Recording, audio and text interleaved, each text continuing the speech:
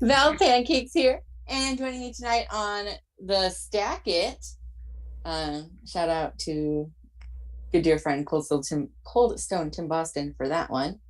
I have Kit Sackett, and you can find Kit on AEW, in PWP here in the Omaha area, Midwest All-Star Wrestling, American Wrestling Federation, New South Pro Wrestling, and of course, as the Fork Father and Top Gun champion in Magnum Wrestling. Yeah. So please welcome Kit Sackett. Hello. How are you doing tonight? I am fantastic. How are you, good sir? Not too bad. Kind of tired. It's a long weekend. A lot of driving, but overall not too bad. Nice. Well, we will get all up into that later on. But first, I have a very important question for you. Uh-oh. So are you officially a member of the Nasty team? No. Okay. So I have an issue with this because I have wrestled Nasty. I've been in tag teams with Nasty. I have been slapped and punched in the face by Nasty. I have trained with Nasty. And I have never officially been introduced into that team. But others have, who are nowhere near as talented as me. I would just like to point that out. So, I love Nasty Man, but we kind of have a grudge going on right now, and I don't know how to feel about him at the moment. I mean, that's fair. That's fair. That seems really, it seems a little rude of him to not include you in the Nasty team after you have such a history. I know. I'm really upset about it. It's been like years. Years and a lot of time together. We've gone to different states together. Florida, Alabama, all over the Southeast. And he won't put me in his team. Not even a free t-shirt. I mean, if you could say anything to Nasty Leroy right now, what would you say? To get him to bring you on board. Oh, no, it's past that. I have no interest in being a Nasty team anymore. I'm actually going to fund and found my own group just to destroy the Nasty team. And pretty much, I used to love him, but now I kind of hate him. And it's a blood feud. That's how it has to be from now on. Wow. Yeah. Well, I will say that he has been on the Bald Monkeys Network with Christopher before at an action show. Yeah. Shout out Action Wrestling, the YouTube on which we currently reside. But also, he's never had like a full sit down conversation. So you do have that he doesn't have. That's true. I will hold that really against him. I'm gonna make sure he knows that. That's fair. I would do that if I were you. Good. Yeah. So since you are not a Nasty team member, and since at this point you have no desire to be a Nasty team member, the next time you see Nasty Leroy, is it going to be on site? Oh yeah, I built a giant balloon bubble cannon that's just going to shoot out balloons of forks that's going to explode and hit him in the face. So, nice. Yeah, we're going to have fork him to death. Ring of forks. Nice. Yeah. You're going to fork him. Well, Yes. I look forward to that. I would really hope that I can be there for that. I would love to be present for Kit Sackett versus Nasty Leroy fork match. Yeah. I'll invite you. You're very much invited. It'll be a good time. Ooh, I feel special now. Thank you. So moving on past Nasty Leroy, at least for now. We might circle back later, but for now we'll keep her moving. What was a young Kit Sackett like? Okay. Are we talking 5 to 12? What age group are we talking? Yeah, like when you were a kid. However you want to answer that. So, when I was 5 to 10, I was very active. I played sports my whole life, but most of the time I was running around my backyard. My dad, he built us a fort in our backyard, which had a square side. So me and my neighbors, we were really into pro wrestling from super young. From I think I remember the first thing was 96 with Sting and everything. But so we'd be outside wrestling in this wooden framed fort and just destroying each other. Like, oh my god, I think broken arm, a broken leg. I cut my eye open. I really liked hardcore matches when I was a kid, so we'd find like giant encyclopedias, and no one wanted to lose. So we're there sitting, just hitting each other really hard, like just stay down. And he's like, no, kick out. So So you were very rough, painful childhood memories, but fun. you were beating each other with knowledge. Yeah, 100%. That's a new one. I haven't seen one ever used in a match. And next time there's some kind of fans bring the weapons match, I am gonna find the biggest, Oh no. just gnarliest looking reference book I can find and be like, this. I don't know if I'll be experienced with it or traumatized from it, but yeah, that's a good one. I'll grab it for sure. I would have never I would like that thought never once crossed my mind until you said that, and I was like, that would be brilliant. Because you can pick up one of those bad boys at like a thrift store for like next to nothing. Oh yeah, they're everywhere now. My parents have like a giant collection, and they're like really nice ones though, like collectors ones, and we just steal all of them and hide them and just hit each other with them. They weren't too Where's happy. Volume A? Volume A is gone. Yeah, pretty much. That's fantastic. So you said that you've liked wrestling pretty much your whole life. How did you decide to pursue wrestling? So, I think like a lot of people, I really liked or really loved pro wrestling when I was like from 5 to about 14, 15. Then like, high school, you're doing other things, you're going out with friends more, and I kind of lost interest. And then I joined the military, and it was about the time I was getting out of the military, I was like, man, I don't want to just go get out and do nothing and sit at home, go to work and just, normal 9 to 5. It sounded incredibly awful and boring to me. So I was like, okay. I just got back into pro wrestling, like interested as a fan, and I was like, I think I'm gonna give it a try. I was in really good shape at the time, and I was like, I think I could do this. It'd be a lot of fun, and I just don't want to be bored all the time. So, great choice. I mean, you're probably not bored. No, it takes up most of my free time, so it keeps me busy. And so where did you train and how did you decide to train there, and what were some of the best things you learned while training? Oh man, I got so lucky when I started training. I went to a Ring of Honor show a couple months before, and I saw QT Marshall, and he was I forget who he was wrestling, but I just remember watching him. I was like, man, this guy's really good, and you could tell he was there to make the other guy look good, and he did a great job. I was like, this is someone who's really, really impressive to me. And when I was still looking for schools, there's a couple in the area that were pretty known for doing really good things and having good talent.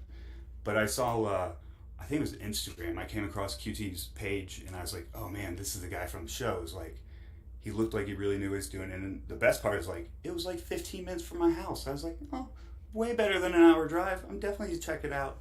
So you just kind of got lucky. I got very lucky. So it was definitely meant to be. And then, like, what are some of the things that you've taken with you from your time when you were training? So many things. I spent like the whole time I was in Georgia till I moved here, like going 3 to 4 nights a week. And honestly, like one of the best things he did was like instill like basics and storytelling. So like he's very much a hit on perfection in the ring, which I love. So I could do one single thing and we'd spend 20 minutes redoing it and breaking down every single thing to make it crisp and better and like have it fit in the story. So like just attention to detail and the minor things that like it's hard to notice sometimes, but when you focus, it changes like the whole flow of the match, and it's such a big thing to me that I'm really glad I got to train where I did and pick that up.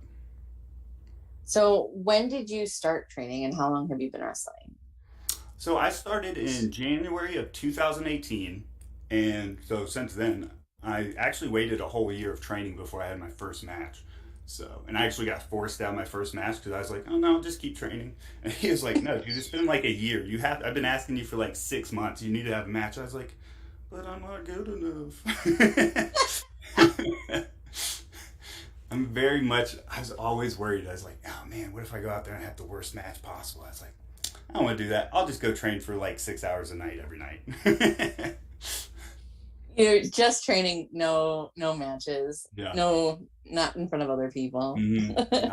I was petrified of it. I was so like, I'm not scared of crowds, but I'm definitely not a person who goes out of my way to like meet new people. And it's just like, maybe it's an insecurity thing, or maybe it's just I don't know, me thing. But so I just really was like, I want to get good at professional wrestling before I go out and try to impress a crowd or whatever. So I was very nitpicky on myself, and I still am. But I finally had my first match.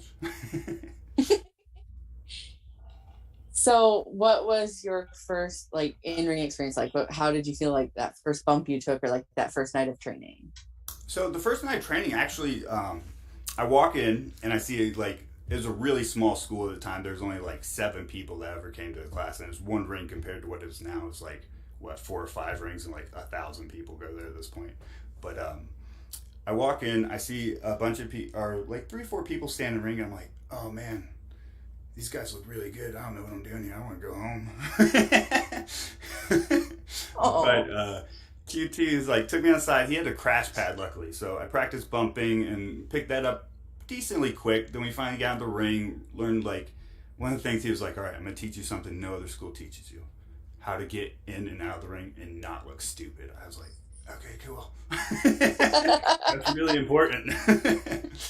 So we did that, and I remember after that night we were there for like 3 or 4 hours. We did bumping a little bit and run the ropes and just like lockups and stuff, normal stuff. But I was driving home, I was like, "Oh, that's so great. That didn't really hurt at all." And as I'm thinking that, the whole side of my neck just starts cramping. I'm like,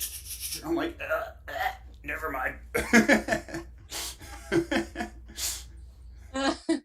Like your body's just like, wait a sec. Yeah, it was like, no, you got too cocky. Oh. Yeah, it's an experience. So, who has had the most influence on you, both in the ring and out of the ring? Definitely QT. Like, I can't give that man enough praises. Like, the dedication he takes to it, and like even training, like the way he comes. I think sometimes he comes across kind of like a jerk, but that I feel like that's because he loves it so much. He expects everyone to put in the same effort he has. So I think for one of that, he's one of the definitely influences. And other than that, I've stolen so many influences from people, like for my in-ring style. I was a huge WCW fan growing up as a kid, so I stole a lot of pieces from like Chris Jericho, Dean Malenko, Perry Saturn. I loved Kidman and Rey Mysterio, but people like that. I was always a big fan of like the workers, even when I was young. So those are the ones who mostly impressed me. Nice. So, what do you envision your future in professional wrestling to look like? Like, what are your future plans? Like, what keeps you motivated to keep going? Ooh, that's a good one. So, when I got into professional wrestling, I had no goals per se, other than I just want to see how, if I could get good at it. Because, I feel like a lot of times if you try to jump the gun and progress your career when you're not ready, it's almost a setback in a way, because people will be able to tell that, like, oh, he's not at this level. So for me, it's just continuously improving how I do my matches in the ring, my psychology, and just seeing how far I can go. So I don't really have an end goal. It's just I just want to keep progressing, if that makes sense. So what does like the next step in your progression look like? Hopefully do you have any like short-term goals? Oh yeah, for sure. I definitely want to get more of my more out there. I'm trying to travel more again. I stopped traveling in the winter because I cannot drive in snow at all, and I will die if I try. Like I did a show in it was right on the Minnesota border, and it was nice on the way up there, and it started snowing when we were heading up. I was like, oh no. Oh. So then we leave this show, and everybody's like, oh, there's only like 1.5 feet of snow on the ground. I'm like, dude, 1.5 feet? Like, I don't even go outside. Like, it took me an hour to scrape everything off my car. And then it took me like, it's 2 hour drive up there, all right? It took me to the next day to get home. I had to stop at a hotel because I was like, I can't do this no more. But anyways, definitely when I start traveling again more, which I started to recently, and just try to get on bigger shows with people who I can learn from, because there's a certain point where you're wrestling opponents and you have to have talent who is better than you to get better. And that's pretty much what I want to do at the moment, is just find better talent so I can learn from and just steal all their shit. So, Fair enough. So, what has been your greatest achievement in wrestling so far? And that can be anything, to whatever that is to you. If if it's winning a title, or if there was like a specific match or an opponent that was like something you look on like it's like a pinnacle, or titles and everything are cool, and like it's nice to always have the faith of the promotion when they'll give you a title. But for me, honestly, it's my opponents. I really enjoy when they want to wrestle me and they're looking forward to, like, oh hey man, I've been looking forward to this match for a long time. I'm like, dude, that's so cool that people would actually want to wrestle you and like want to do cool things, and you're like, man, that's like the trust that they're willing to put in you and the faith that you'll have a good match with them and be able to do exciting stuff is always really cool to me. So that's cool. Also, fans cheering for you is pretty nice too. Like, I'm first time a baby face in like years, and I'm like, oh yeah, I forgot how this is. Usually they're throwing stuff at me. Well, I haven't seen your work too many other places, but I've seen you in Magnum a couple of times, and you seem to have quite a following of at least a small contingent of fans that bring you forks. So I don't think I'm over at Magnum. I literally think they just like me stabbing people with forks because they're psychos. But so the fork thing came about. I had just done a long loop. I'd gone to Florida. I'd wrestled in Georgia. And I think I wrestled in North Carolina. I drove straight from North Carolina to Nebraska to do the Magnum show. And I get there, and he was like, oh, hey, man, I thought you weren't going to make it. I was like, yeah, I wasn't sure, but, I drove all night. And I was so tired. He's like, okay, well, we're going to put you in the Battle Royal because we weren't really expecting you. We weren't sure. I was like, oh, God. I was like, oh, Battle Royal. But I was like, okay, whatever. They're fun. So I was like sitting back there, and everybody's like, oh, whatever. And I'm like, I love when people use forks. It's like my favorite thing. Like, New Jack was like my favorite wrestler when I discovered independent wrestling, and like I'd watch like YouTube videos of him all day, and I was like, you know what? I don't care. I'm gonna stab everyone in this match with a fork. So I went and I like found someone. I was like, hey, can you go find me forks? And they're like, okay. So I got a bunch of forks, and since then it has just progressed till when I don't use the forks at Magnum, as soon as we lock up, they're like, where's the fork? And I'm like, Jesus, man, relax. You can't go forking right off the rip. Ruins it. You got to build it up. Right. The fork thing, very over in Magnum. But I'm digging it. I like the forks. I like that you use plastic forks. So in an era where there's COVID, you just use clean slate. Yeah, I have like at least 3,000 forks in my basement in my room that I have all my wrestling gear in. So Danny got me like 1,000 pack of forks, and I was like, what am I gonna do with this? I was like, okay. And then every time I go to a show, I forget to bring the forks, so I have to stop and buy more forks. So it's just like accumulated to it's like 3,000 forks, and it's like a whole corner of my room in the basement. I'm like, oh my God, this is ridiculous. So hear me out. 500 fork death match. Oh, ooh. I like it. It's intriguing. I mean, put those forks to use. It's a good Yeah. selling match. Oh, for Like, sure. uh, what has been the greatest obstacle that you've overcome in wrestling so far? Self doubt, definitely self doubt. I think, especially like anybody doing anything performance wise, it's hard to get out of your head. Like, for me, it's always like I have a standard I want to uphold in the ring, and if I'm going to reach that or not, or if I'm going to be able to perform to the level everybody expects. And like, that's one of the nice things about like gaining more experience and respect in the wrestling world is like people are more reliable on you, or they rely on you more. But the worst part is they expect way more out of you. Like I went up to Minnesota, he's like, "All right, man, get an hour, do like a 25 minute match." I'm like, "Man, what? I just drove 8 hours. I'm tired. Like, jeez." I was like, "Okay," but it was a lot of fun because it's a challenge. But definitely self doubt. Like I'm always like, "Oh, I hope that holds up. I hope everybody enjoyed it. I hope my opponent. I hope the fans." But yeah, self doubt's definitely the biggest one for me. So, if you could go back in time and wrestle yourself, like now, but like wrestle yourself for your first match, Mm-hmm. or go forward in time 5 years and wrestle yourself 5 years from now, which would you pick and why? Hmm. Oh, definitely 5 years in the future. Then I can steal all my stuff from then and bring it back now, so I don't have to like waste that time figuring more stuff out.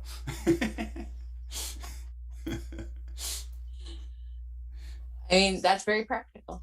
Right? Yeah, you gotta think smart on this. I'm only 32. I only got like maybe 10 more years of like decent wrestling before I'm like back at like the old shows where you're just doing wrist locks for an hour. Like,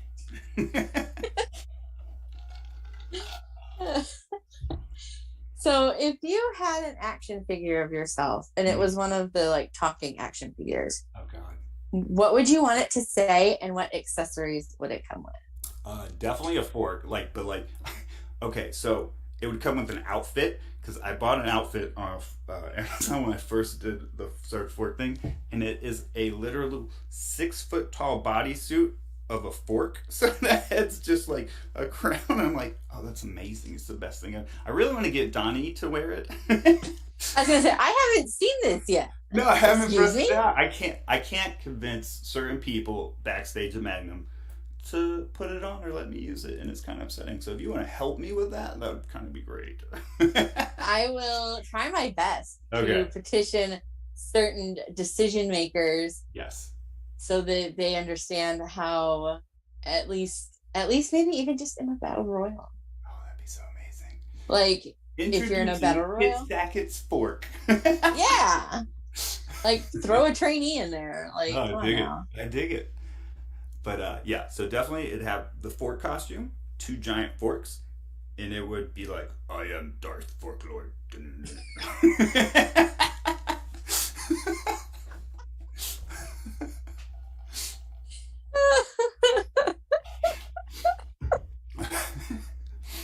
I like that you did a whole voice for it. Yeah, yeah, no, it has to be like that. That's my Darth Vader impression, so it's bad, but you know, and it has to go like this too, so it'll have like.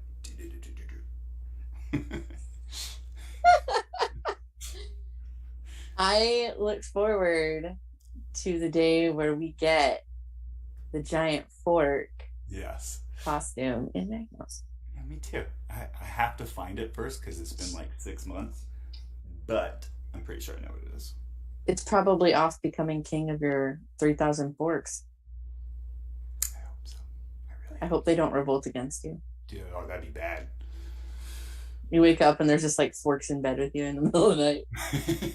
So, last road trip I did this weekend, I stopped in a hotel overnight and I'd gotten takeout from a restaurant, but I forgot to get silverware. So I was like, oh no. I was like, got it. And I just ran in my bag and washed up one of the forks in my bag. I was like, you know, you got to come prepared. I am ready to eat wherever now.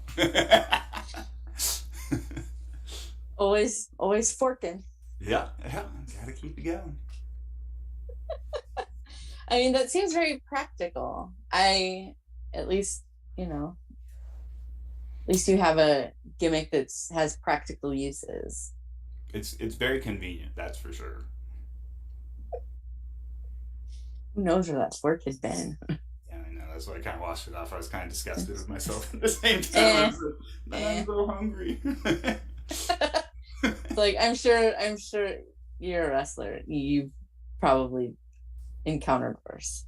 Yeah, some of those wrestling rings are disgusting. Like, have you seen some of the mats? They're like, ugh. Yeah, there are some companies that are that I've seen like on IWTV or whatever, Hmm. where I'm like, oh, Oh that yeah. looks like it's carrying at least an alphabet's worth of disease. Yeah, yeah. Some of the wrestlers too. You wrestle and you're like, oh my god, I'm gonna go get a blood test after this.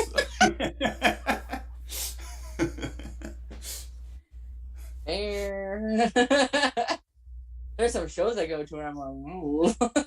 Dude, I'm jealous. You travel so much for shows. Like, oh my god, you're like, you are almost set to be a wrestler because you just already down for the car rides. Well, I'm going out to New Wave Pro Mm. on Saturday with Cold Stone, Oh, okay. and that's I think 8.5 hours. Yeah. And then I'm going to GCW in Evansville, and then I'm going to Uncharted in Chattanooga. Yeah, I'm definitely jealous of you. Like, damn, girl, like, that sounds amazing. It was kind of a last minute thing where I was like, I think I can do this. Yeah. Yeah, let's try it.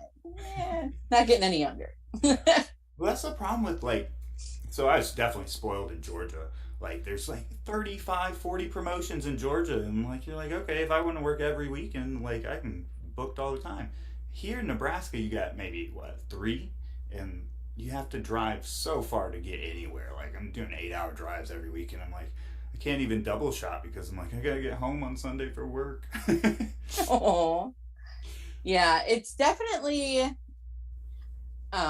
when people ask like what it's like out here, Mhm. it's definitely hard because there's what like two promotions in Omaha, Yeah. three-ish, depending on if you count, you know, Yeah. whatever. And and then, I guess there's one up in Sioux City and then Sioux Falls and down to like Journey Pro in Kansas City. But Missouri has a lot of good promotions. I need to stop being lazy and go get licensed so I can actually go there. Because I'm usually messaging promoters back and forth. I'm like, are you on like the Missouri side or the Kansas side? Because I can't go if you're in Missouri right now. and I think there's like a CSW or something in Mhm. Kansas as well. But and to me, and I don't know if it's maybe just because I am traveling more and I'm looking for more wrestling to go to, that I'm noticing more, or if there's been more things kind of pop up in the last couple of years compared to like when I started Mhm. um doing wrestling. But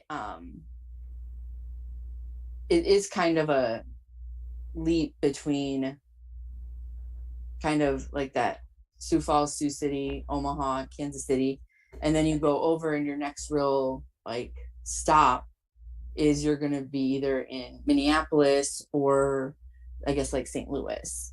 Yeah, that's pretty much it. You're kind of like either 4 hours to Kansas City or 8 hours everywhere else around the Midwest. So it's not the worst. Like, because I've done like, God, I think the longest I drove when I was doing the Florida shows was like 23 hours for a wrestling show. I was like, oh. Ooh, But yeah, yikes.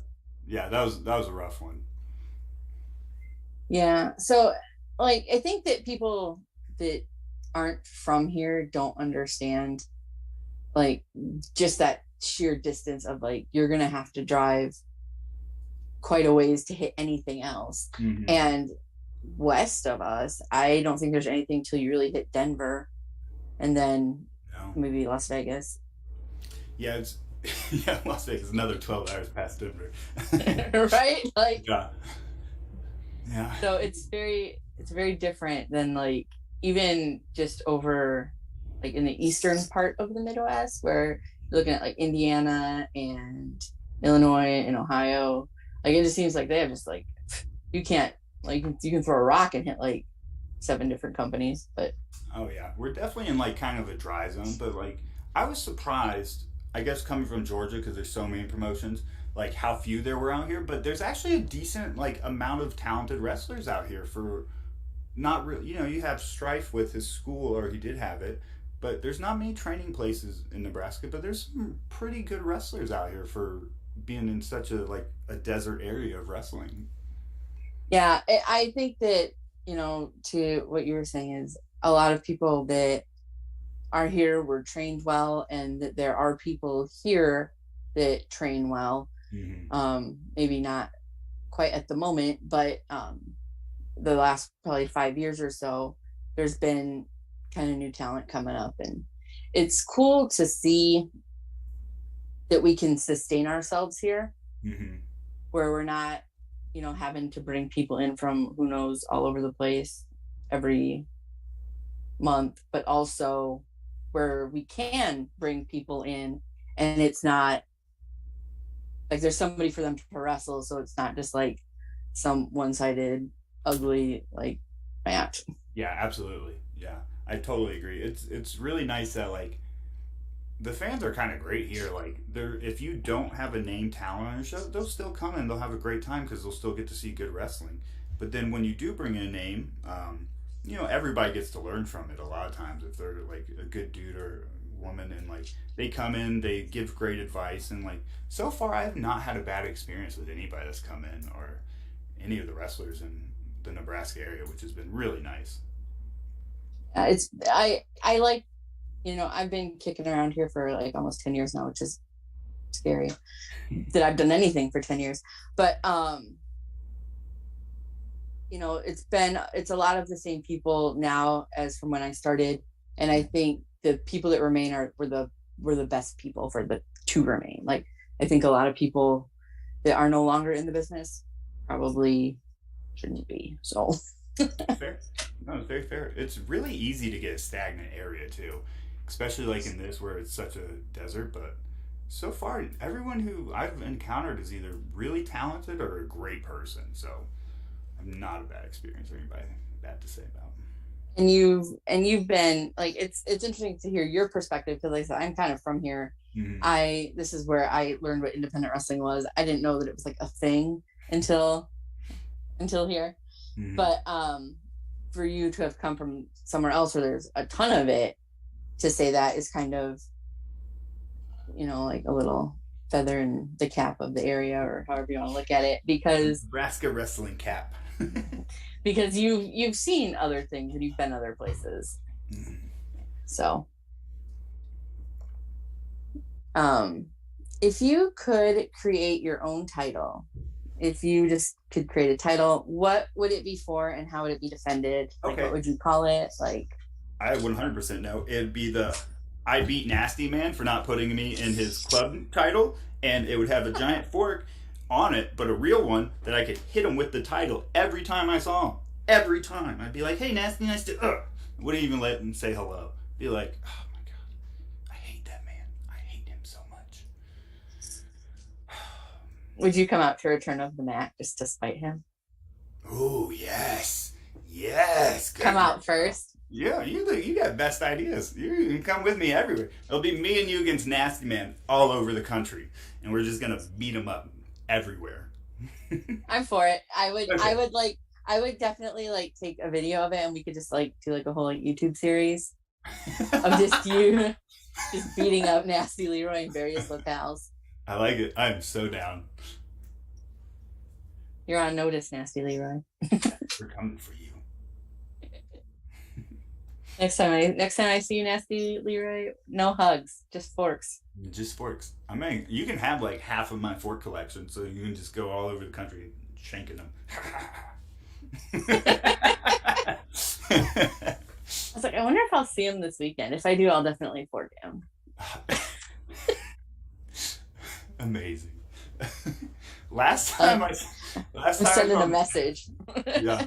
Last time I saw Nasty Man was when I went down to New South, and I was like, okay, I'm gonna go get ready for a show. I'm gonna like do my hair, like oil my beard, and I walk into the bathroom, and Nasty is peeing in the bathroom with the door open. I'm like, oh my God. And I was like, hey, Nasty. He's like, he didn't even say anything. He just kept going. I was like, all right, I'll see you later. And And then like 5 minutes later, I see him and he's sitting in a chair sleeping, and I'm like, okay. It's like, all right, good to see you too, Nasty. Maybe, I bet he wasn't really asleep. He was just pretending to be asleep so you didn't like beat him up. Probably. He probably was, because I'm coming after him. There is literally nothing in this world that's going to stop me. I will miss bookings, I will abandon my family, and I will attack Nasty Man, even in his own house. His parents are like the nicest people, so I'll wait till he leaves the house. So it's 1 foot out the door, and you're I'm there. running at him with a fork. A drive-by forking. Yeah.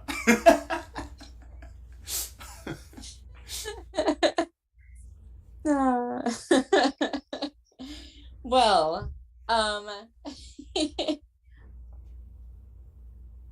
other than your gear bag and your phone, what do you not leave for a wrestling trip without? Oh my god. Okay, so I am paranoid about like leaving my gear. So I will pack it the night before and I'll lay it all out and I'll be like, first I put my pants on, then I put my knee pads on, and I'm like, I have to step by step it, or I'll pack it all in my bag after I lay it out and I'll be like, I've forgotten everything, and I'll unpack it like 3 times and then I'll pack it the night.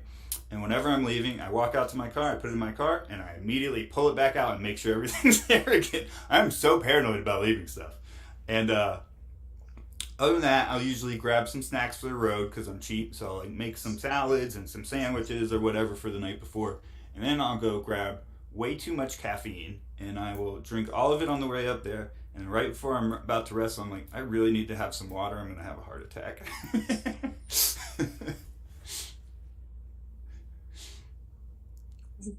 I mean, we could use the deforculator if you do.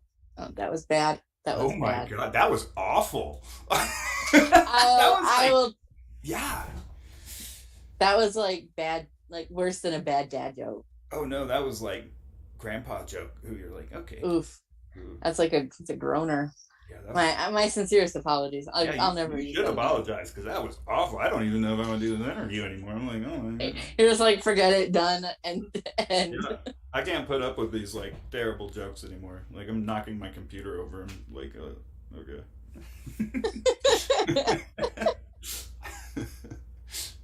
What is the wrestling word that you use most outside of wrestling? Ooh, that's a good one. I don't. So,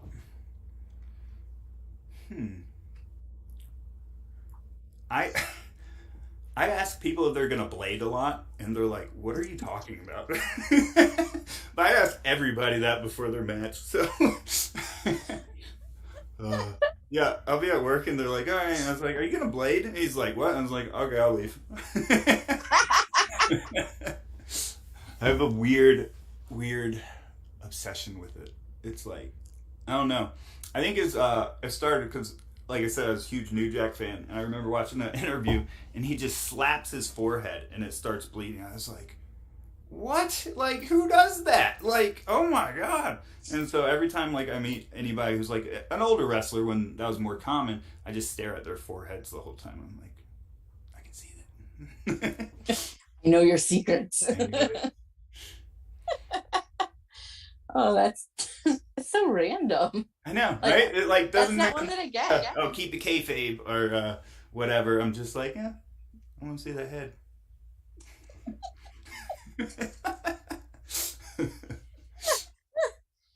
So New Jack seems to be a pretty big influence for you.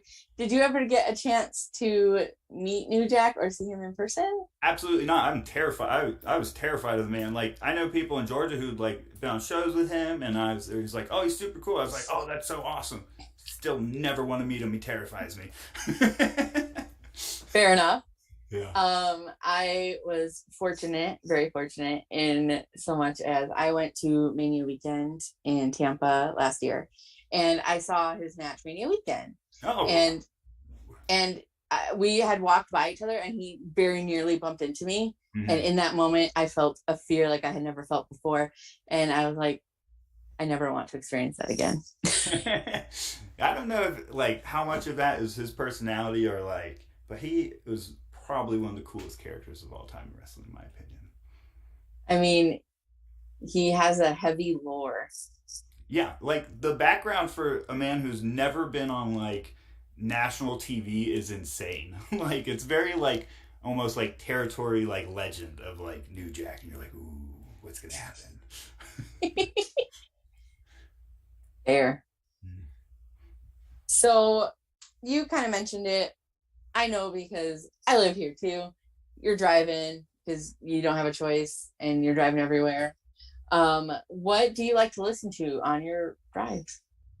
So I have a very wide range of music tastes. Like recently, I've gotten into more country, but I like trailer park country where they're talking about like uh, I guess their drug addictions and stuff is way more entertaining to me than like talking about your love of trucks. That's the most boring thing I've ever heard. Like, oh my god, how many songs are like, I love my truck and I love my farm, gonna kick my dog, and you're like, what? What is wrong with these people? But so I like the weird stuff. But I'm really into history, and recently I've been really on like the Mongol Empire with Genghis Khan and everything. So I listen. Yeah, yeah. No, that's just like my newest thing. I know way too much about like Genghis Khan at the moment and Subutai, and like I could go on for hours, and my fiance hates me for it. But I listen to a lot of Mongolian throat singing. Right? Right? It's a different one. But it's great. Check it out. Like what they do is impressive. Don't laugh. It's impressive. I mean, I've heard it before because I also enjoy history, not quite that much, but just in general. Mm. And it because they kind of sing two tones at once, yeah. Yeah. It's very interesting how they do it. That I mean, nobody's ever said that before. That helps.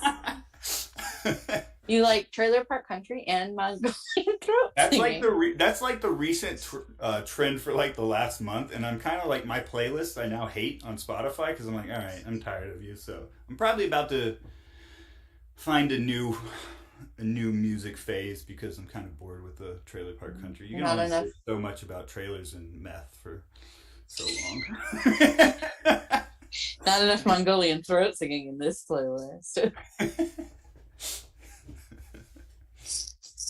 That's a new one. Yeah, yeah. Truly, I appreciate that. No, fair enough. I mean, you know, people are like, "Oh, you know, I listen to everything," and they give me something. I was like, "Okay, that's normal." Yeah, they're But like, I that listen to that everything.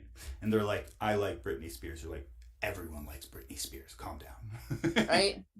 But when I hear the Mongolian throat singing version of "Toxic," That would be amazing. I would like to hear like Mongolian throat singers covering like pop tunes. That seems very interesting to me. That's a good one. I was trying to annoy my coworker today, so I put on this guy. I think his name's Richard Cheese, and he does Ah, jazz versions of like metal songs. And I had that going on the stereo all day. And he's like, "Hey man, uh, I can't fire you, but I wish I could."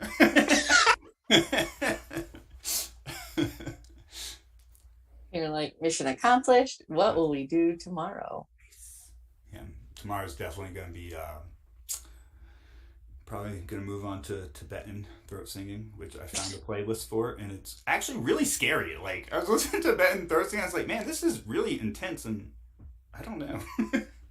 Yeah, it's not like it's impressive, but at the same time, like there's something about it that's just like a little creepy. Yeah, it's super creepy. It's have you seen? There's the new movie Dune. Have you seen the movie Dune? No, Okay, it's really I'm good. sorry. But there's a faction in the movie Dune called the Sardaukar or something, and I found a playlist for him. It was all Tibetan throat singing. The name of the playlist was like the Sardaukar and songs to commit war crimes to. I was like, Jesus Christ!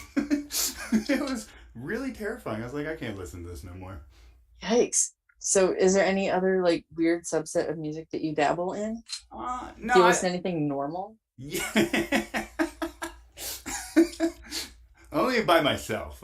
I like a lot. I like '80s punk a lot, and other than that, like I really do not mind anything. It just depends on like the time of the year and month, and I'll listen to whatever. Hmm. Hmm.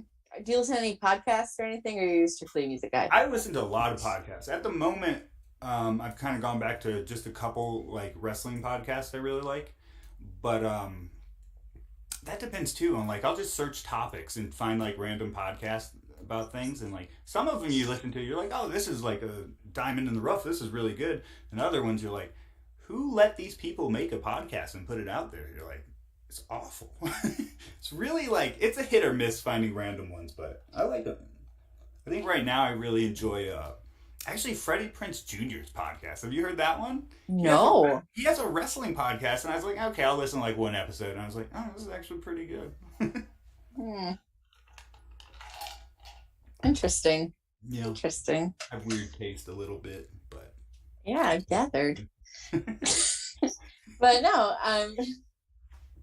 I'm weird with podcasts. Like I'll get in, like I like, because I'm a female in my 30s.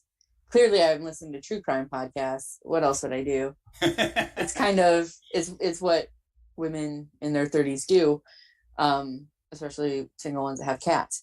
But I listen to those. I also I like podcasts like about conspiracy theories and stuff.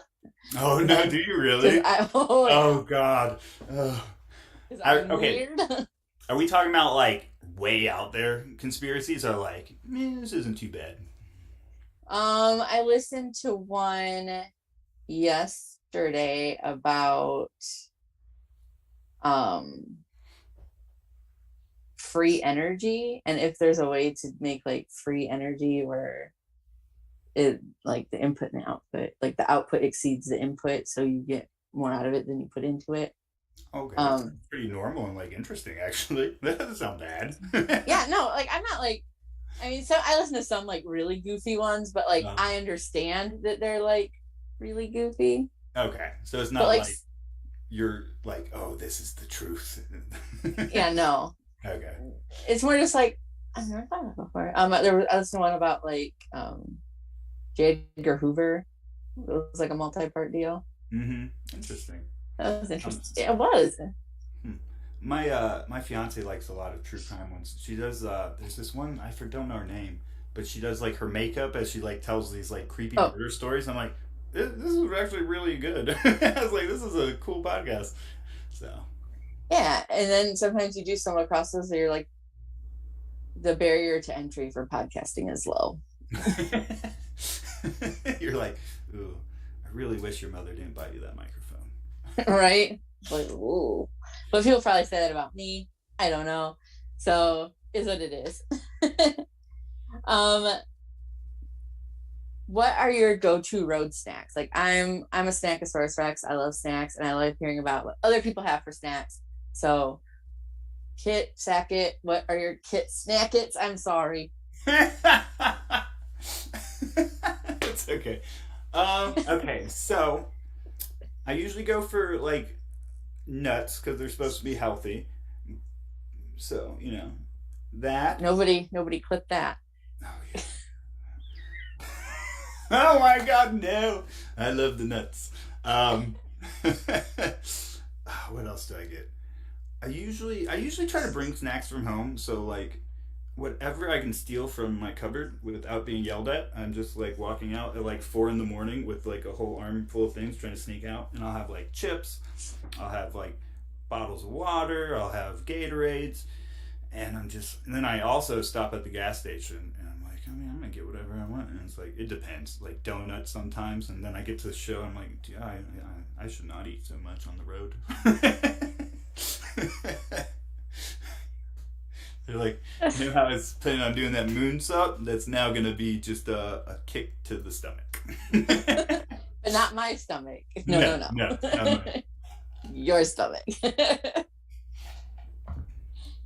So, when you travel, like, who are you traveling with? Like, who are your, like, road buddies? So I think one of the issues with me also being from Georgia is like I've made actually really good friends here in Nebraska in the wrestling scene, but I think a lot of the ones I've made good friends with are newer in their career. So we're trying to do different shows and different types of shows. So I usually end up writing by myself, which is the most boring 8 hours of my existence. And like, oh man, it's rough sometimes. But I don't mind it usually until like I'm driving back from the shows and I get like super tired immediately after the show ends. Cause I'm like, I hype myself so much to wrestle that after I'm just like, okay, I'm ready to go to sleep. But most of the time it's just me in the car. Like I've started doing a couple more shows with people where I'm riding with, but the carload's kind of changed. So no riding buddy at the moment. Aw. It's sad. I have no friends. Aw. So what are some of your like what is like some of your favorite places to wrestle? Ooh,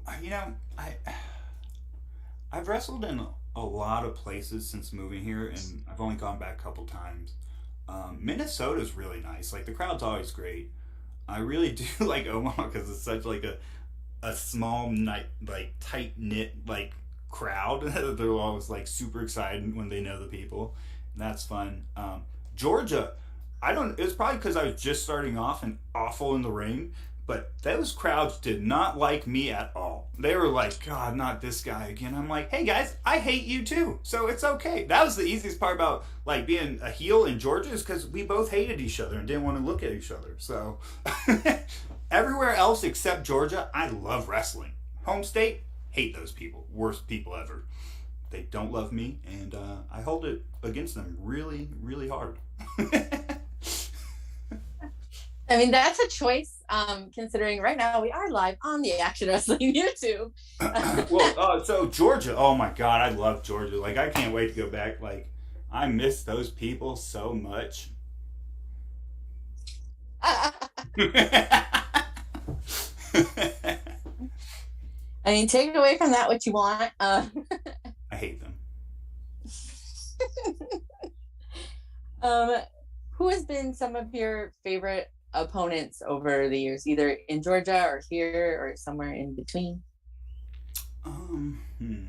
Like if you were to tell somebody to find like, 3 matches for Kit Sackett, who would you say against? Like, so in Omaha, I really like wrestling Jameson McGregor.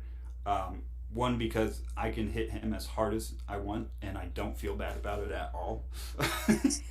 And fair. Yeah, it's understandable once you know him. But like people like that, like when you're willing to try things and you want to do good and willing to put in the effort and work, I love wrestling people like that. I love wrestling people above what I consider my talent level because I feel like it makes you up your game and you have to improve.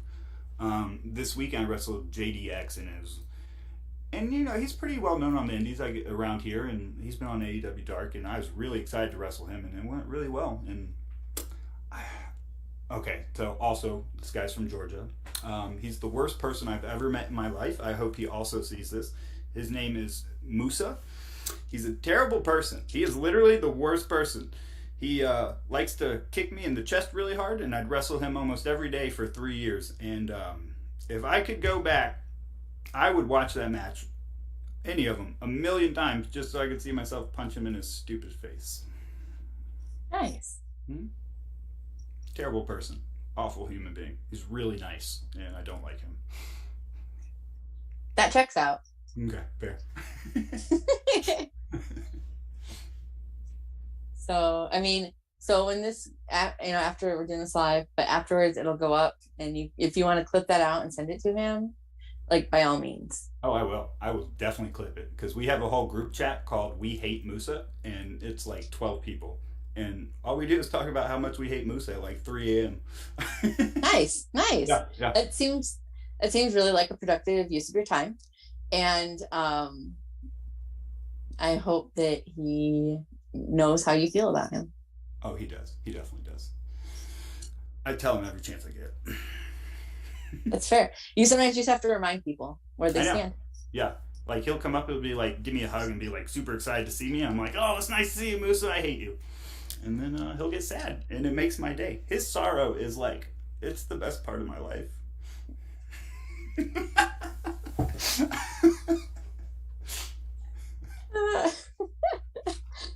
So, what is your favorite move to take, and what is your favorite move to give? Ooh, I love giving the final cut. It just, when you land it perfectly, it feels so nice. Like, to me, I can't really explain why, but it's just smooth, it's crisp, and you're like, bam, got it. To take, that would depend on the person, because everybody, like, a lot of people have like little variants to how they do moves and everything. And to me, it just, a lot of it depends on the person. I can tell you, my least favorite move to take is a body slam. I hate taking body slams. Like, I don't know why. Oh, and crossbodies. I don't do crossbodies. But back to body slams, which I hate. If you call a body slam, I'm slipping out of that, and I'm going to kick you in the back of the leg, because I don't want to take that. So anybody out there that wants to wrestle Kit, Yeah. all the body slams. Or none of the body slams. I have a secret pocket in my gear that is made for super sharp forks, so.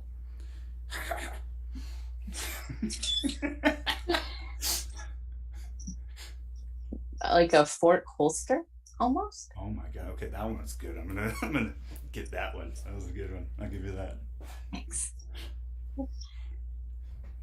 So, do you have any pre-match rituals? Anything that you do, before every match? Yeah. Usually I like to just bake stuff, stretch, drink some water. I have to have gum. If I don't wrestle with gum, I feel so out. I don't know. It's just so out of place. But also, I chomp my gum like a madman in the ring. So I've like watched myself, and I'm like, geez, I look ridiculous. But I need the gum, so I'm still gonna bring the gum, and I'm gonna as much as I have to. But other than that, I just really, for me to get in to wrestle how I like to wrestle, and get in the mode, I pace a million times, and I just like try to psych myself up to be able to perform at the level and how I like to perform. What's your go-to gum? Oh, whatever anybody else has, because I forget mine in the car every time. The worst is when they give you like the long stick gum and it's like kind of soggy and you're like chewing and it's like falling apart in your mouth mid-match and you're like, where do I put it?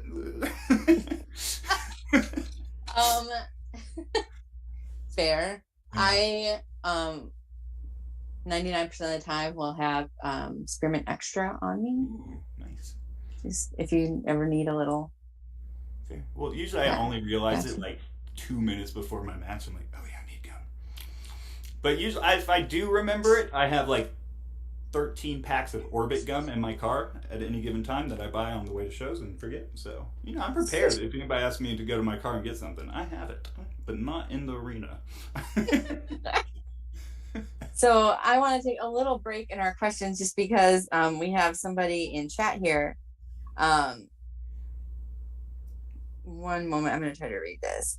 Can't you want to force me because I didn't invite you to the nasty team? Still want to run with that, but I'll still fight you, and you're not going to fork me. Is that Mr. Nasty Man by chance? It absolutely is.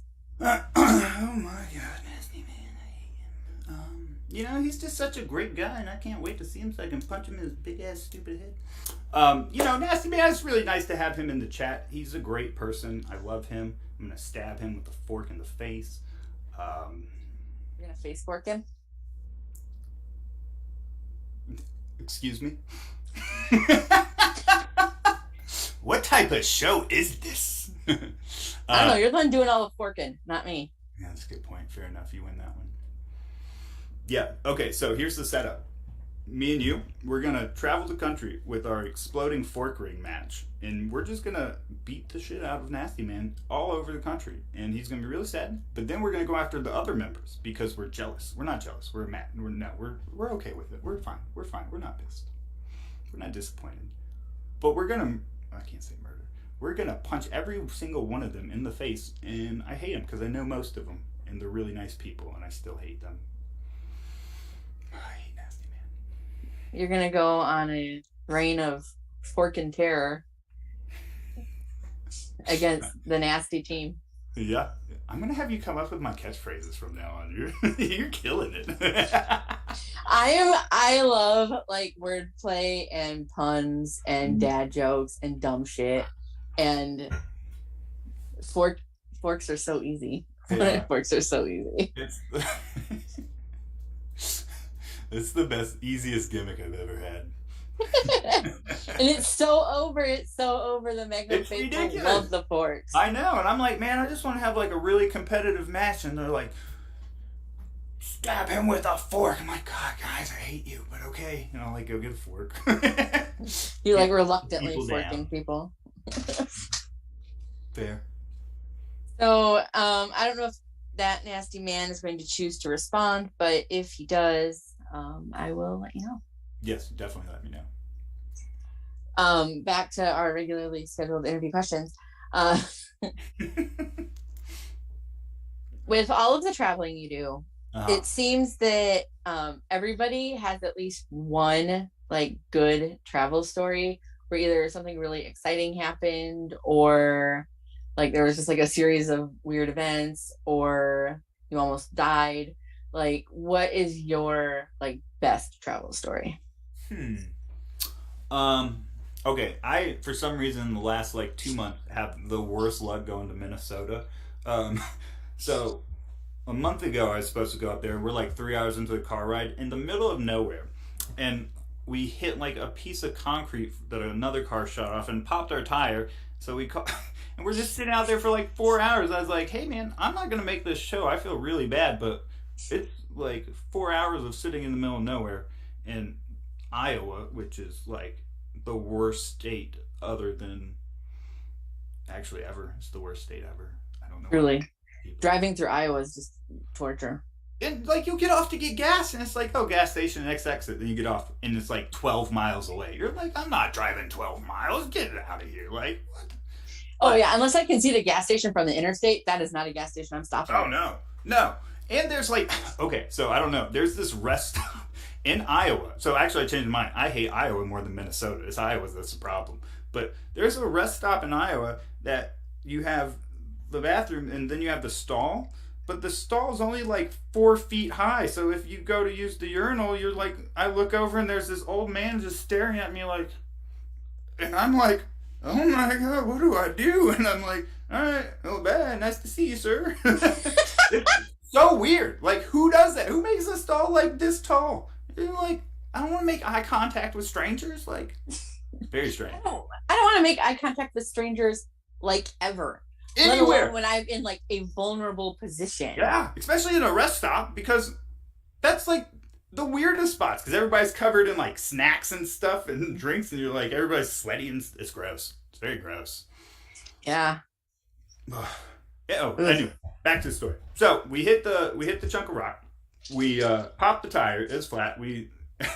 I was super tired, so I'm like on the side of the highway napping in the passenger seat, and I wake up to this very large police officer. He's like, "What are you doing?" I was like, "Oh my God!"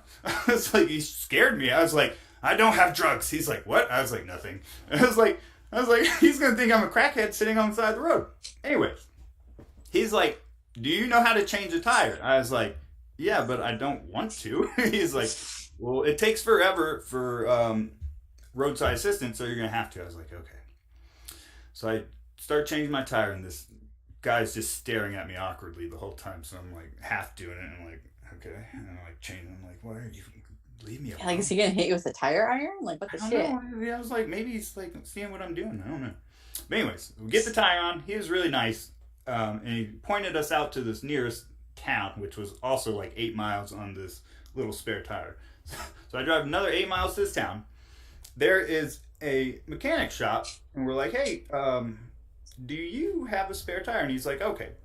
He goes in, looks, and he comes back and he's like kind of dragging me, and he's like, this poor man has one hand and like a weird hook. And I'm like, oh, this is kind of terrifying. This is like a horror movie.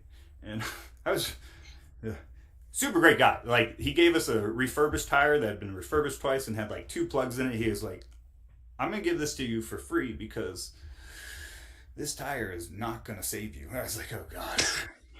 So it ended up being like a 16-hour travel day for a 7-hour drive, and that was pretty bad. Oof. It was pretty rough. And then 2 days or Friday when I was leaving Saturday for Minnesota again, I hit a possum. A possum, like a giant steroided up possum that was huge. Runs out. It was coming back from the gym late, and it comes in and I runs in the road and I hit it, and I was like, okay, it's a possum. Like I feel bad for the possum, like, because I don't try to hit animals. I like swerve and stuff, but I hit it and I felt really bad. And then all of a sudden I start hearing a sound. I'm like, oh my God, did I pop my tire on a stupid ass possum? And I'm like, you gotta be kidding me. I gotta go to Minnesota in like 6 hours. I gotta leave. And I pull over, and luckily I look at the tire. I'm like, oh, okay, the tire's cool. I was like, I wonder what, and I look closely. I'm like, my whole front end is broken off. And like the inside wheelbase is scratched. And I was like, oh no, this got way worse.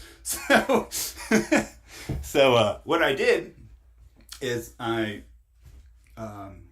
convinced my lovely fiance. I was like, hey, you know what sounds really great? She's like, what? I was like, we should go to a fair. She's like, a fair? I was like, yeah, we should go to a fair. She's like, oh, I love fairs. That sounds great. When is it? I was like, tomorrow. She's like, okay. How long is it going to take to get there? I was like, 8 hours. She's like, what are you talking about? I was like, think of all the great road trips we'll see. It'll be an amazing fair. And, she was like, oh my God. So I convinced, she went with me. Bless her heart, she went with me. She enjoyed it. We listened to not Mongolian throat singing. She refused. And, we tried to go to, like, Mall America and see some sights. Because, like, that's the cool part is, like, getting to see some, like, neat parts in the country you otherwise wouldn't see doing unless you do those types of trips in, like, cool places. Unfortunately, it was Sunday and most of those were closed, so she was not happy. But it was still a fun trip. Did you at least get her a funnel cake? Yeah, she did. She got a funnel cake, but she didn't save me any because I was wrestling, and I was like watching her out of the corner of my eye eat funnel cake. And I was like, oh, you mean terrible. I mean, you made her come with you. I did. I felt really bad. So I think that her eating the funnel cake is the least you could let her have. Yeah, but she could have got me one too. I would pay for it. Funnel cake is delicious, and it should be shared with friends. Funnel cake is delicious, and you should eat it all yourself like a goblin. I can't disagree, because if I was in her position, I would have done the exact same thing.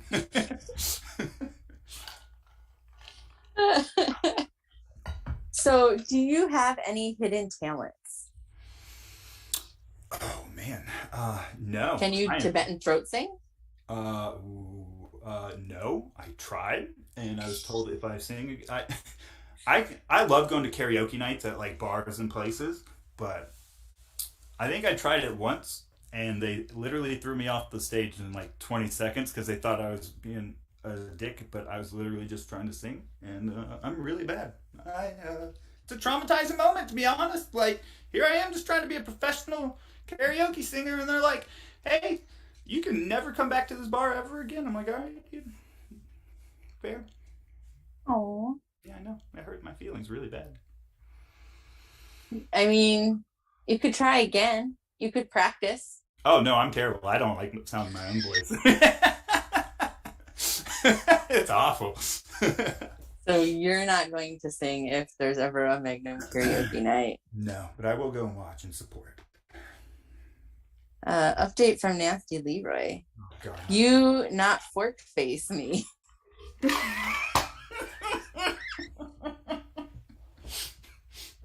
Oh, man. I don't even know where to go from there. All right. You're right. I have not. Yet. Yeah, yet.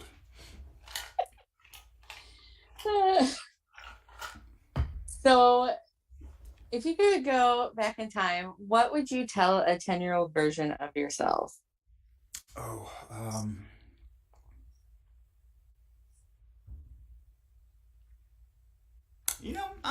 I'm pretty content with everything I've done. I like trying new things. I've been pretty good about it. The only thing I tell myself is learn to read because I am dumb, Val. I am really dumb. I can barely read, and it's a problem in life. Like I get lost. I have to use GPS to go to work, and I go there every day, and it's awful. So yeah, I probably read more books. I listen to books on tape. I love books, but I have to figure out, and I can't read the tape, so I just have to plug it in and hope it's a good one. But... Hmm. Interesting. Yeah. No, but I love reading. I would probably say study more because I did not study at all in school. Like I have attention like problems still, and I don't know if it's attention problems or like I'm just an asshole. But like as soon as like people start talking and I'm not interested, I zone out without meaning to. But I answer questions, so they're like, "Oh," and I'm like, "Yeah, that's awesome." And like 5 minutes later, I'm like, "I have no idea what they said, so I hope it wasn't important." It's like you go into screensaver mode. It's like there's things going on, but like you're not doing anything. No idea what's going on. It's like when I have to call matches with people, and I'm like, it goes kind of weird, and I'm like, I'm not paying attention. And they're like, "All right, what do you think?" I was like, "That's great. What am I doing?" Update from that nasty man. Thirsty said you have a weird playlist. He's not wrong. I'll give him that one. Yeah, he did that one. But then, Kit, why are you trying to beat up everybody in the nasty team? It's not going to end the way you wanted it in.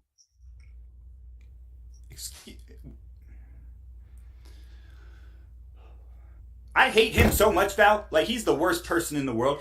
I've known him for years. He will not put me in his team. He doesn't say hi to me. He didn't wash his hands after I saw him in the bathroom, I'm pretty sure. And then he came up and slapped me in the back. And I was like, that's disgusting. Also, yeah, I know everybody in the team. I could literally... I'm going to have a fork cannon. And then I'm going to have you. So it's going to be me and you. We'll be back to back in a ring of the nasty team. We'll just be like... and we'll stab them all. And we'll be good. It'll be good. I mean, Nasty Leroy, I don't know when the next time I'm going to see you is. Hopefully never. But he's a terrible person. But if I do, I'll have a fork for you from Kit. The message. Yeah. Just a few more questions, and then we'll go to see if there's any questions from the chat, and then we'll wrap it up. So, okay. Super duper. What is the biggest animal that you could take in a fight with just your hands, no weapons? Oh, okay. So,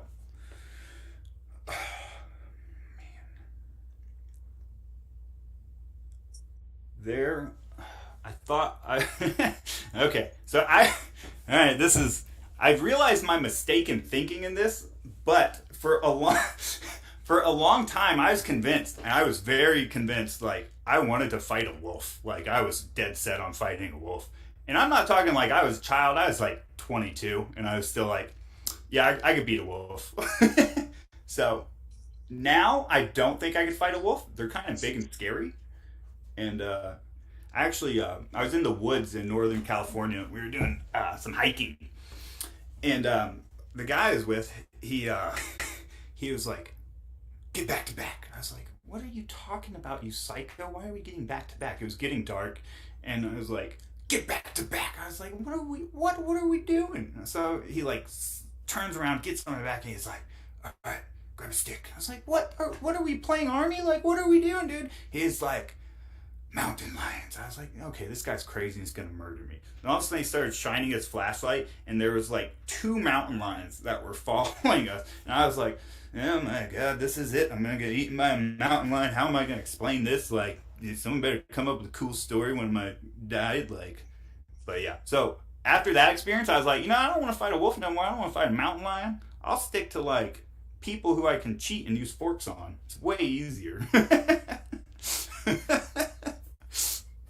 So you think the biggest animal that you could take in a fight with just your hands? Mm-hmm. Just your hands. I would say like a cat, but they're mean too. Have you seen a cat attack people? Like, I don't. Yes. I don't think I could take anything. Like, animals are mean. I was almost attacked by a bird at the gas station the other day for walking by its bush, and this thing was like hovering. I was like diving in the car. I was like, oh, I ain't fighting any animal. I am on the team animal side where I support them not attacking me. So I'm not trying it. You can take your question and run away with it because I'm not answering that because I'm not fighting any animal. Fair enough. I've never had anybody just flat out refuse to do that. Yeah. Some people try to tell me that they can fight a kangaroo or a Mm, bear, mm. and Kangaroos I'm are like, mean. They like box for sport. Have you seen them? Yeah. yes. I'm not fighting a kangaroo. No, no kangaroo. I wouldn't want to take that on either. I mean, you What's go with your like a. animal? What animal Oh. do you think you could take? That's the question. If it was attacking me, Mm-hmm. because I'm not like going out to like attack animals at random. I like Yeah, animals. I that's think kind of they're weird. A little cute and weird. cuddly. I like to frame that in like it is coming, to attack me. Fair. Maybe like a bunny rabbit.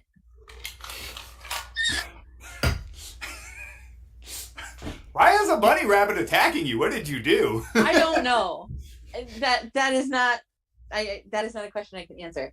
But Okay. I feel like if a bunny rabbit were attacking me, I could maybe at least take it and like fling it and hopefully get to safety. I mean, it could absolutely outrun me. Do not get me wrong. I just think that I'm much larger than a bunny rabbit. So you're just gonna brute force murder this poor bunny. If it was attacking me, potentially. Oh my god, you're crazy. I didn't know how crazy you are. I've known you for like a year now. Like, you're insane. Just you wait. Again, only if it is attacking me first. I'm not going to go out there. If you give me the option to, like, if you said here's a bunny rabbit, I would be like, oh, thank you. And I would hold it and pet it and make it love me. But in the back of your mind, you're like, I hope you bite me so I can throw you so hard. No, never.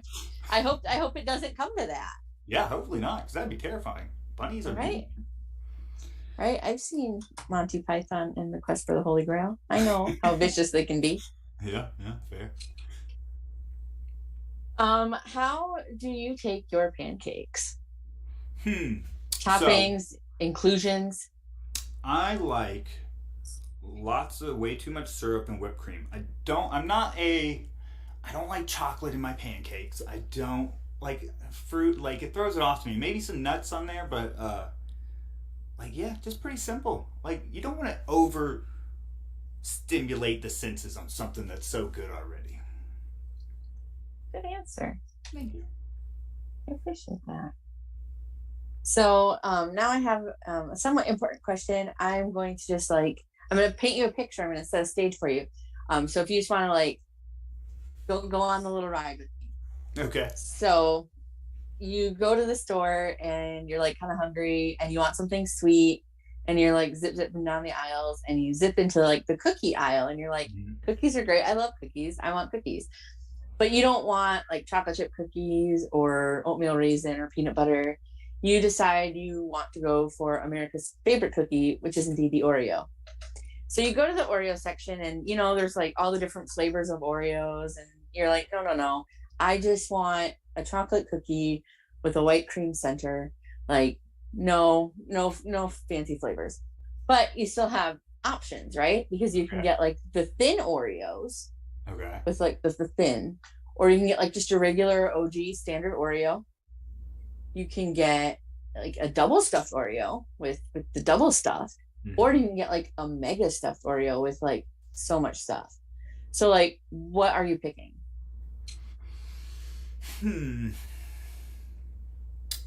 I would. So when I get a sweet tooth, I eat the whole box. So I would have to go with the normal stuff because I'm gonna eat every single one of those in an hour period, and then I'm gonna feel awful.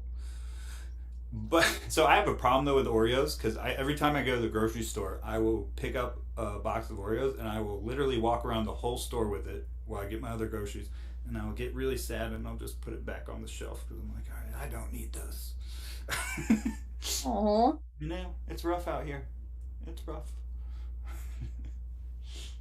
So, but you're gonna say you would take just your Yeah, regular. the original. Gotta keep it original for that. Hmm. Well, that is kind of the unofficial incorrect answer to that question. Everybody knows Mega that stuff. double stuffed is the best way to go. Okay, okay, but not mega stuff. You want to go with the this double stuffed? Yes. Oh, okay, Mega stuff, too much stuff. okay, that's fair. That's fair. Double stuff, just the right amount of stuff. Hmm. I might have to do that next time I get Oreos. I'll have to find out. So, Christopher, do we have questions from chat? Oh, yes. We have a few questions from the chat. So the thing with double stuff is that it's actually the perfect ratio of cream to cookie. So if you would put the two cookies together, it's actually almost a 50-50 ratio to the cream with double stuff and the cookies. But if you Oh, do it wow. with a regular OG Oreo, there's so much cookie and not enough cream. So And I apologize before we get to questions from chat. I just want you to know that I have a message here that says, Is it him? Is it him? I did wash my hands and there is some new members. So you did say you know all of them, and I did say hi to you. Yeah, after he woke up from his nap. at least he washed his hands. You know, I'm denying that fact of the story. Um, I think he's lying to make himself sound better because I want everyone to know who watches it that Nasty Man comes off as a great, nice person. He is a terrible human being. He is mean to people. He bullies people. He has the largest hands and the hardest chops I've ever taken in my life. In my life, this man. Oh my god, he gave me a headlock takeover, and I was like, I'm about to tap out and quit because this is too rough of a match. I was like, I can't do this. I had to tag out. Luckily, it was a 6-man, but it was terrifying. He's mean, terrible person. Won't put me in his little club, and I hate him. I really hate him. Not even. I hate you, Nasty. So he just chimed in. Of course. Never stops. I have a I have a question. Why do you think you should be in the Nasty team? What do you think your Nasty team material? I'm not even gonna answer that question. Like, oh my. I'm gonna call his mother. I have his mother's phone number. I'm gonna complain to her about her raising a terrible child. She failed as a parent. That's all I gotta say. Failed as a parent. Terrible person. Wow, you're gonna rat him out to Mama Nasty? Yeah, I'll go low. I don't care. We're like, this is a blood feud. We're going low in this place. So my apologies for that momentary interjection. Christopher, questions from the chat. Thank you, Val. We're going to start with Vic. We were talking about New Jack for a while there, and Vic wanted to know, do you have a New Jack action figure? No, I didn't even know there are. Wow. I believe there is. I believe I've seen it, yeah. Is it good? It looks like New Jack as an action figure. All right, fair enough. Fair enough. I mean, I'm not really an action figure person, so I don't. But that sounds really cool, and I actually want to see one now. we'll have to Google it afterwards. Yeah. All right, fair. So follow up to that was, if you do have any, what is your favorite piece of New Jack merch? I also do not have any New Jack merch. Kit, you're killing me. Kit, you're killing me. I know, I'm trying. So I'm not. Yeah, I don't actually. I own like 2 wrestling T-shirts, and I was giving them both for free. So I might be kind of lacking on the merch. But so I have a friend. His name's Charlie Ramone, and he has the coolest vintage wrestling T-shirts I've ever seen in my life. I have no idea where. I think he found them off Instagram, but it's like all 80s and 90s and early 2000s, and he had a really cool New Jack one I was very jealous of. And I tried to steal it from him when he was changing after training, and he caught me and chased me and beat me up. So it was a terrible experience. So if anybody wants to help out Kit, he needs a New Jack action figure and he needs a New Jack T-shirt. So I'm sure you could just DM him. He'll tell you where to send it, and we'll get that all figured out for you. Perfect. Next question is from Drinking at Moe's. Favorite death match wrestler? Ooh. Okay, so I have a question about death matches. Are y'all both fan of death match wrestling? I am, yes. Okay. I am. I am. Okay, so I feel like a lot of stuff nowadays gets labeled as death matches when it's a hardcore matches. Like it's a weird difference. I feel like that's kind of like slipping on that line of like what's hardcore and what's death match. But I would have to say, if, in my opinion of death matches, what I think they are. Um, that's a hard one, man. What is the I love Bogat. He's the coolest guy, and he's way too tough. What's the definition of what's the difference? What's your definition of death match versus hardcore? Because now I'm super interested in what the line is. I don't. When I got into like independent wrestling on like YouTube and stuff is where I first found it. I'd watch a lot of CZW stuff. And so like to me, deathmatch is like the glass, the light tubes, and a lot of like sharp things, I guess, like that. Where like hardcore, I guess you could have it also, but like it's just barbed wire and thumbtacks, which are also awful. So it sounds weird saying just barbed wire and thumbtacks, but yeah, I feel like it has to have that next level from a normal hardcore match, which can be pretty brutal back in the day. Like I was a huge Abyss fan, but I wouldn't even consider what he did really death matches compared to like today, where there's so much glass and like, ugh, crazy. Yeah, when I think death match, I think the pit, I think ICW, I think all the apparatuses that they're building with the light tubes, and you know that to me is death match. I agree. A hardcore seems to be like, okay, there might be a trash can, there might be a chair, thumbtacks, maybe if it's starting to get really crazy. Like that's probably somewhere around the hardcore area versus death match, which you might be right. It involves something that's sharp and will cut you. Yeah, that's kind of usually along the lines I think of, but I agree. I will concur with that. I think that like you were saying, like, you know, of course, trash cans, chairs, you know, kendo sticks, if you want to get into like, you know, thumbtacks and barbed wire, those are hardcore, and like those are things that you would have seen on WWE in the Attitude Era, right? Yeah, 100%. But when I think when you start graduating to like light tubes or like fuckery boards, that to me is death match. I agree. I like death matches. I usually don't go out of my way to watch like full shows of death matches. I watch clips. It's just not my style, like per se. I really enjoy it. I really, but especially like when I'm trying to like pick things up, it's not my go-to. But like I think a lot of like early CZW is like the idea of death matches to me.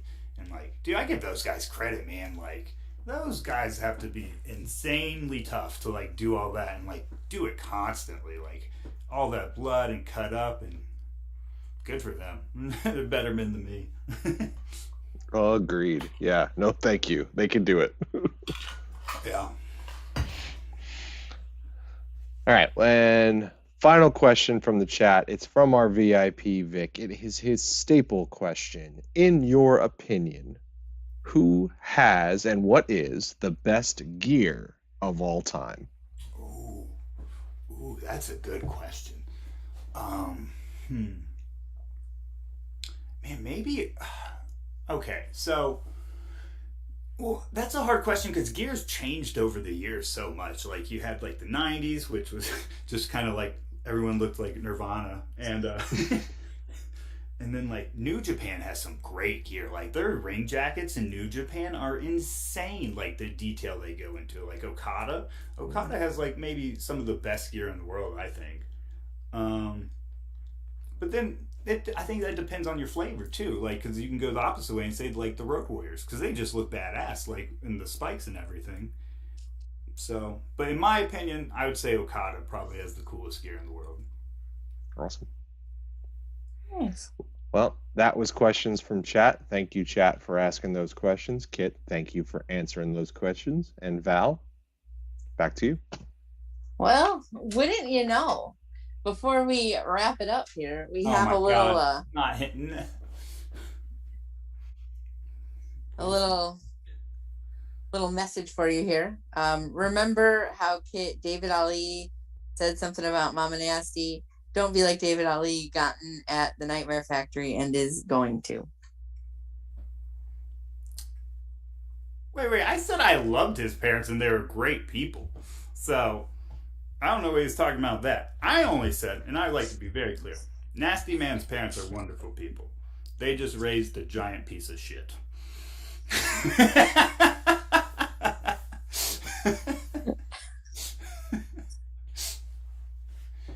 Fair enough. Yeah.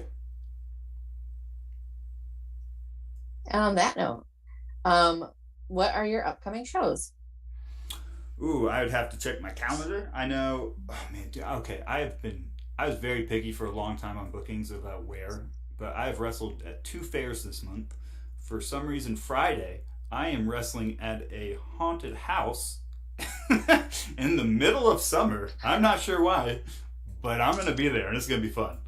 Uh, Saturday, I also have a show in Omaha, and upcoming other than that, I'd have to look at my schedule because I write it all down because I don't pay attention. I will tell you that I went to the haunted house show last year. Mm. It is, at least last year, it was like, just like, and I mean this in the best way, Yeah, let's hear it. the white trashiest thing I've ever seen. It's so awful. Oh wait, we're being there tomorrow. Never mind. It's a great show, and everybody should come out to it in the Omaha and Iowa area. You have the haunted house. There's fireworks. There were like bands playing last year. Mm-hmm. There's wrestling. Like, you're in the country in middle of nowhere, Iowa, I believe. It was an experience that I'm very happy that I get to do again. So I will be there. I may or may not be trying my hand at commentary again. Ooh, so nice. That'll be terrifying for me. Do you like doing commentary? I've only done it twice. Mm-hmm. I don't think I am particularly good at it. I don't really know the names of moves. Okay. And so I think that makes it hard. Like, I know some moves, but like I know what a suplex looks like, right? Yeah. But I don't know like what kind of suplex it is. Like, okay, like I can't specify. Yeah. I think it's like anything though. You're just telling a story. So you have like the color who does the adds the flair to it, and you could definitely do that. You don't need to know like the moves and stuff because the moves are just the details. It's all about bringing the story up. And you have to play by play. So yeah, it should be interesting. Thank you. We'll see what happens. It should be a fun time. I think so. And then where can people find you? Twitter, Instagram, Facebook, Twitch, OnlyFans, TikTok, merch store, plug everything. That was a lot of lists. Jesus, I only have Instagram and Twitter at the moment, and they're both just at Kit Sackett. I am awful at social media. I spend way too much time looking at it for how much I post because I don't take pictures. But if I do, it would be great. Shut it up. Yeah, sorry. That was bad blood. I got nothing. Well, thank you so much for hanging out with me tonight. Thank you, chat. I guess I'm going to say thank you to Nasty Leroy. Kit tells me not to say thank you, so I guess fuck you, Nasty Leroy. Yep, that's how it goes. Maybe fork you, Nasty Leroy. Thank you once again for hanging out with me tonight, Kit. This was a good time. I always like when I get to interview people from my area, so it makes me very happy. Yeah, thank you for having me. Thank you, Kit. Thank you, chat. This has been Val Pancakes and the Fork Daddy, Kit Sackett. Please follow him on Instagram and Twitter. And be sure to tune in next week. Same stack time, same stack place, where I have the president of wrestling, Mr. Phil Stamper. So Thank you once again, Kit, and thank you, chat, and have a good evening. Yeah, thank you.